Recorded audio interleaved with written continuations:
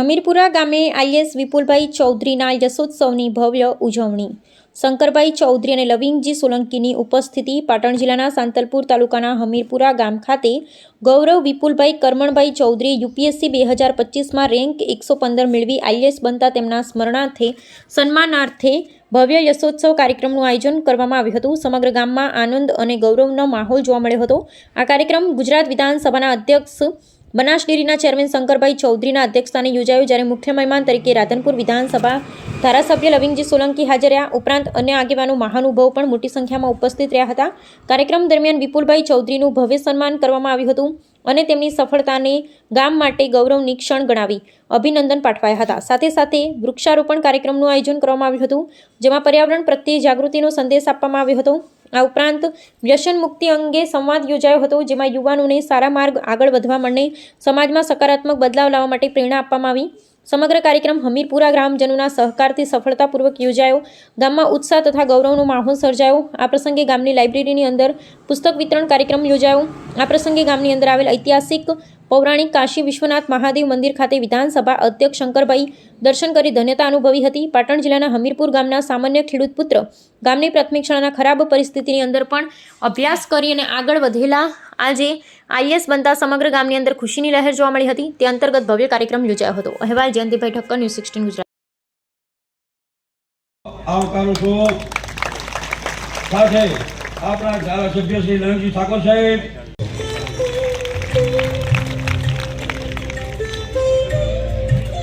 હાલ તો એમની ખૂબ જ પ્રગતિ છે એટલે એ પ્રમાણે ચુંબકનું સ્થાન ગ્રહણ કરશે. અત્રે આપણે મહેમાન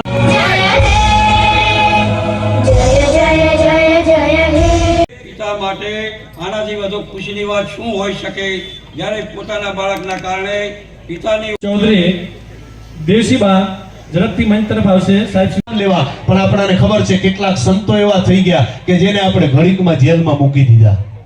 કેમ વધારે સારું લાગશે, ઓકે લાગશે.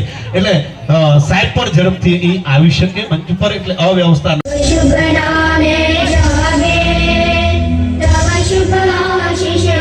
જ્યારે એ ઉપસ્થિત છે ત્યારે આપણા ગુજરાત વિધાનસભાના અધ્યક્ષ શ્રી અને આપણી ધરતીના પનોતા વિપુલભાઈનો આત્મવિશ્વાસ છે ને આઈપીએસ બની ગયા હતા તો માસ્ટર બની ગયા તો માની લે બસ પતિ ગયું, નોકરી મળી ગઈ. અને આ પૂજન જે કાંઈ સન્માન થાય છે, જેના આવકારો થાય છે, એ સિલના આપણા અખિલ આજના કેળવણી મંડળના પ્રમુખ ભગવાનભાઈ આપણા બધાને પાઠવું છું. હું ફરી વખત આજના આ કાર્યક્રમમાં આપ સૌએ હાજરી આપી આ કાર્યક્રમનું સંગ્રહ કરી લેશે. આપણા આજના યશો વિપુલભાઈના મુખેથી આપણે એમની જીવન સફરને સાંભળીએ કે આઈએસ સુધીની શ્રી કોલેજ ક્લાર્ક ભાઈ કમલેશભાઈને વિનંતી કરીશ અને અર્જુનભાઈ રબારી બંને મિત્રોને વિનંતી કરીશ કે ઝડપથી મંચ બાજુમાં આવી જશે. હજુ એક આપણું ગૌરવવંતું નામ અને આપણા વિસ્તાર માટે ખૂબ જ માનનીય નામ એવા નિલેશભાઈ હાજર છે આપણે. તો વસંતભાઈ, કરશનભાઈ અને સિંધુ સાહેબ આ બધા મહેમાનો જ્યારે પ્રાપ્ત કરે એક સરકાર વાત સાચી છે. આપણે જે કીધું કે અમારો વિસ્તાર બહુ પછાતપણામાં આવે છે, તો પહેલથી જ એવું છે કે ગાઈડન્સનો બહુ ખૂબ અભાવ રહ્યો છે. પણ એ વાત છે કે મગજમાં એવું હોય કે ના મારે કાંઈક કરવું છે મારા વિસ્તાર માટે, મારા પરિવાર માટે, મારા સમાજ માટે. તો એ છે કે જેટલા મનથી મહેનત કરીએ તો ક્યારેક એવું છે કે આજ નહીં તો કાલ, ને કાલ નહીં તો પરમ દિવસે લક્ષ્યની પ્રાપ્તિ થાય જ છે. તો જે બી દર્શક મને જોઈ રહ્યા હોય એમને એક જ વસ્તુ છે કે મહેનત करते रहना चाहिए. क्या पता भगवान कभी देख ले और बोल दे तथास्तु. तो खूब મહેનત કરો. કેટલા વર્ષનું સંઘર્ષ વિચાર કરશો સાહેબ? ખૂબ 2015થી મેં સ્વપ્ન જોયું હતું કે મારે આઈએસ બનવું છે. 2020થી હું સતત અને સખત બંને તૈયારી કરી રહ્યો છું. તો એમ કહી શકાય કે આ 6 વર્ષની જે મહેનત હતી આજે ફળી છે. આઈપીએસ બન્યા તેમ છતાં હિંમત ના હારી અને આઈએસ બનીશું. જી, મેન બહુ મુશ્કેલ કામ હતું કે જ્યારે આઈપીએસ બન્યા ત્યારે બહુ ખૂબ સંતોષ થઈ ગયો કે જે સિવિલ સર્વન્ટ્સ માટે મારે જવું હતું એ મને સફળતા પ્રાપ્ત થઈ ગઈ છે. પણ એ હતું કે કંઈક મોટું કરવા માટે થોડું કુરબાની વધુ આપવી પડશે. તો 2024માં હું પાસ થઈ ગયો, આઈપીએસ મળ્યું. પણ એ છે કે મહેનત ચાલુ રાખી. પહેલથી લક્ષ્ય હતું કે મારે આ પ્રાપ્ત કરવું જ છે. તો થોડાક સમય ખરાબ નીકળ્યા કે મોટિવેશન નહોતું મળતું એટલું, પણ એ છે કે મહેનત ચાલુ જ રાખી. સફળતા પાછળ શ્રેય કોને? શ્રેય મેન તો એ જ છે કે પોતાની મહેનત તો બધા કરતા જ હોય છે. સફળ વ્યક્તિ અથવા નિષ્ફળ વ્યક્તિ બધા કરતા હોય છે. પણ જે પરિવારનો જે સપોર્ટ આપણે જોઈએ છીએ કે જે જ્યારે નિષ્ફળ થઈએ ત્યારે પરિવાર કેટલો આપણને સપોર્ટ આપે છે. કોઈ દિવસ મને કીધું જ નથી કે તું આ કર, બસ ખાવાનું ખાજે અને વાંચજે. આ બે જ વસ્તુ મારા પિતા, મારા પરિવાર કહેતા હતા. તો એ છે કે હું મારા પરિવારને સૌથી મોટો શ્રેય આપું છું. એના ઉપરાંત ગુરુજીના આશીર્વાદ છે અને મિત્રનો સહકાર. આ 3 વસ્તુ સૌથી મહત્વની છે. યુવાનોને શું સંદેશ આપશો? યુવાનોને એ જ મેઇન વસ્તુ એ છે કે જ્યારે તમે પોતાની પાસે કાંઈ હોતું નથી ને તો પામવા માટે પૂરી દુનિયા હોય જ છે. તો પ્રયાસ કરતું રહેવાય, સૌથી મોટો લક્ષ્ય રાખો, એને કરવા માટે હંમેશા એક ડિસિપ્લિન રાખવું કે ટાઈમ ટેબલ બનાવીને કે મારે આ વસ્તુ કરવી છે. ને ખૂબ મારું તો એ જ છે કે મેં ખુદ જોઈ લીધું છે કે ખૂબ મહેનત કરીએ ને તો સફળતા મળે છે, તો ખૂબ મહેનત કરતા રહું. અત્યારના સમયમાં યુવાનો સોશિયલ મીડિયા પાસે ટાઈમ પકડીએ છે. જી સાચી વાત છે કે અત્યારે જે વ્યક્તિ સફળ થવા ઈચ્છતો હોય એના માટે બહુ સારા ચાન્સ છે કે ઘણા બધા લોકો ડિસ્ટ્રેક્ટ થઈ ગયા છે, તો જેને સફળતા હોય એના માટે બહુ સારા ચાન્સ છે. તો જે વ્યક્તિ જોઈ રહ્યા હોય મને સોશિયલ મીડિયા થ્રુ, હું એમને એ જ મેસેજ આપીશ કે આ વસ્તુ ના કરો. સોશિયલ મીડિયાથી જેટલું દૂર રાખશો, તો માય પર્સનલ એક્સપિરિયન્સ હોય કે મેં 2 વર્ષ સતત સોશિયલ મીડિયા યુઝ જ નહોતો કર્યો. જો તમે ગમે એ વસ્તુમાં પાસ થવા માંગતો હોય, ખાલી 2 વર્ષ મહેનત કરવાની છે.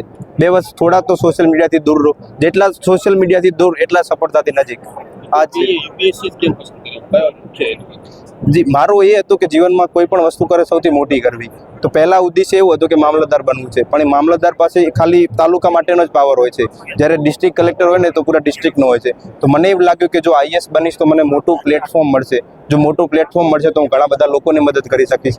તો that was the main intention to join the civil service. Thank you. એટલે સંઘર્ષ બાદ સફળની કારણ શું કહેશો અને યુવાનને શું સંદેશો? ભાઈ વિપુલે જે યુપીએસસી ક્લિયર કર્યું અને સારા રેન્ક સાથે કર્યું. આ સરહદી વિસ્તાર, આ રણ પ્રદેશ, સુવિધાનો સદૈવ અભાવ, નર્મદાના પાણી આવ્યા પછી જીવન બદલાયું, પરંતુ સરકારી સ્કૂલમાંથી રહીને સતત પુરુષાર્થ કર્યો તેણે સફળતા મેળવી છે. એનો પુરુષાર્થ અને લગન એને હૃદયપૂર્વક ખૂબ ખૂબ અભિનંદન. તે સિવાય છેલ્લા 12 વર્ષથી આ હમીરપુરા ગામમાં એક લાઇબ્રેરી, અને લાઇબ્રેરીની અંદર અહીંના શિક્ષક મિત્રો માર્ગદર્શન આપે અને ગામના યુવા યુવતીઓ, દીકરા દીકરીઓ સતત મહેનત કરી 150 ઘરનું કામ છે, અને જેની અંદરથી 100 કરતાં વધારે દીકરા દીકરીઓ સરકારી સર્વિસીસની અંદર એ સફળ થયા છે. સતત પુરુષાર્થ જે કરે છે તેનું કોઈ વિકલ્પ હોતો નથી. નવી પેઢી માટે સતત મહેનત કરતું રહેવું, નક્કી કરેલા લક્ષ્યની દિશામાં મહેનત કરવી, તેની આ એક પ્રેરણા છે. ડીઝલ પેટ્રોલની અછતનો લોકડાઉનની અફવાઓ